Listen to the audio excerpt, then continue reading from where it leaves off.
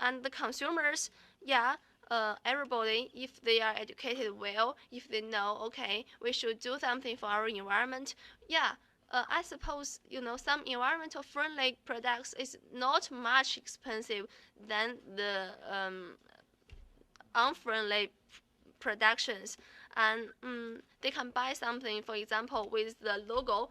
They said, okay, this is recyclable, and I buy it. This is not recyclable, then I don't choose it. It's okay. It won't waste too much money on this, and it can produce. It can protect our environment well. Then the consumers is every people, and we can benefit for long run for our maybe children's. Yeah, that's the thing.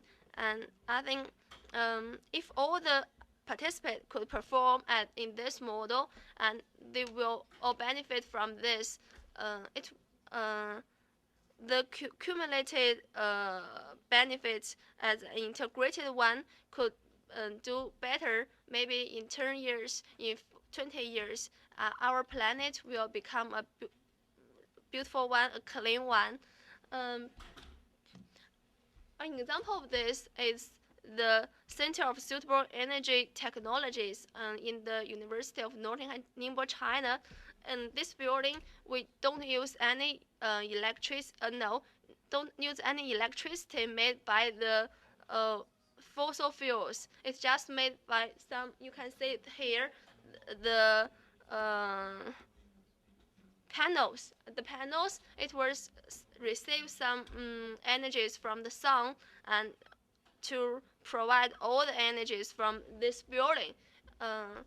This was produced to just reduce our exhaust of the fossil fuels, and it works very well now. So I think in the future, maybe this is not the perfect one, but in the future, it's just a trend, and it can work. So this is all about our models. Next time, our groupmate from Group 4 will discuss further about the biofuels. It was produced from some animals or other things. Thank you. So what we did in our part to see if we could fit this model into something else that is real, that it really exists. And at the beginning, we were a little skeptical because we thought we were going to look at something very far in the future. But instead, we found that biofuels do fit into this ideal business model very well. Now, just to get an idea of what biofuels are, I'm just going to read off this. And it says that biofuels is a liquid form of biomass in renewable energy source that can be used together with or as substitute to crude oil. Now, the most common product is ethanol. Being the most common biofuel produced, is generally made from corn grains. Now, historically, we always have biofuels around us since fire was used. But in the modern history, World War II, most countries used biofuel to decrease the dependency on crude oil, and also around the 1970s oil crisis, the biofuel became quite important. Now, we're going to look at benefits and costs of biofuels. So on your left side, we have the benefits, and on your right, we also have the costs. For example, from the technological perspective, what we see that new technology do help biofuel to become more common way of fueling our engines, but as most countries, as many countries do not use biotechnology, then the production of corn by biotechnology becomes also an obstacle.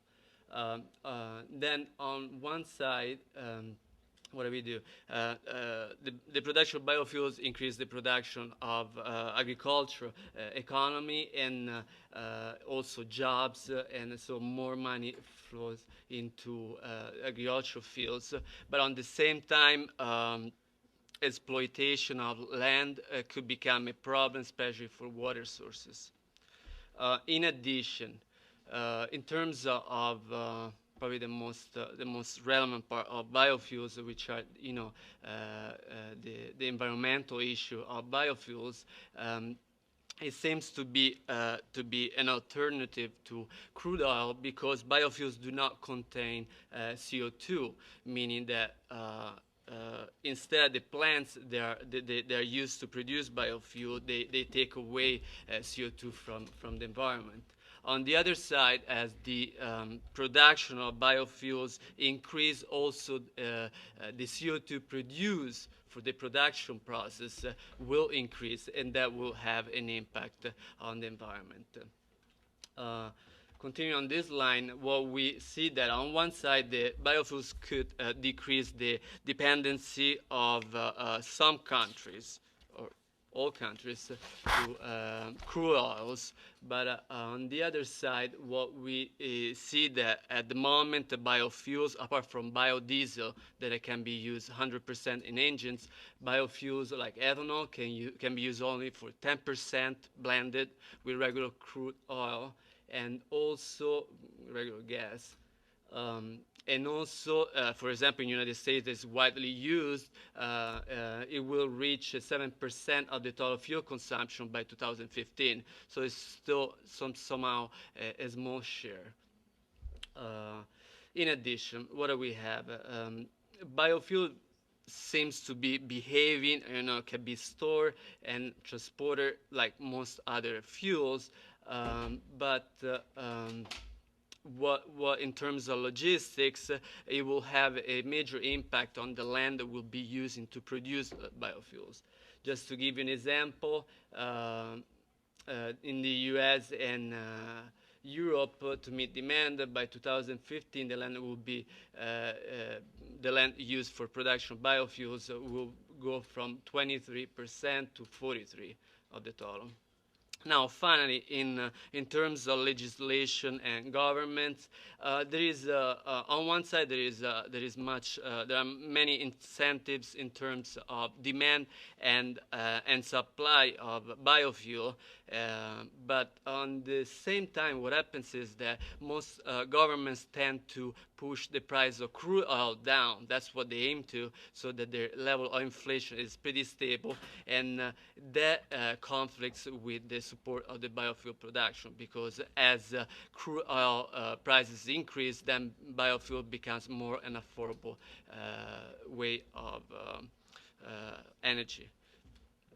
Now, what we look at we went even deeper, and we looked at a study done in Oman, and is so this study, we didn't really look at grains, for example. We looked at date trees. Yes, we're gonna make it shorter.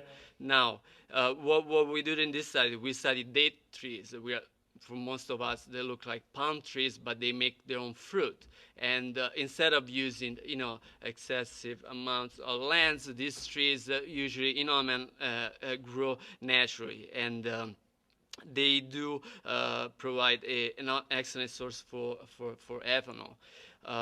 Now, other countries that use this product, Mexico, Brazil, and Canada.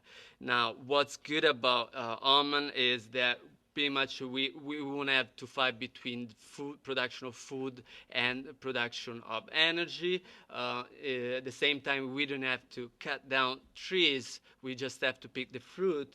And also the water, there is not an excessive need for water in terms of irrigation for these trees.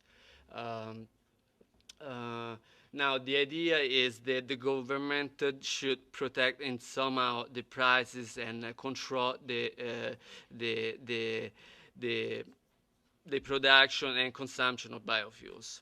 In addition, We went on and we study also some governments and policy issues, and it appears that if government like to, I'm gonna make it very short, if government like to implement a campaign for biofuels, we'll have to have three elements. So one, the arable lands, so there is actually availability of land for this product. Then the energy demand has not to exceed supply, and then there would be private and public funds. Now, some examples are United States and Italy that they do have some lands, but the demand doesn't really match supply. Okay.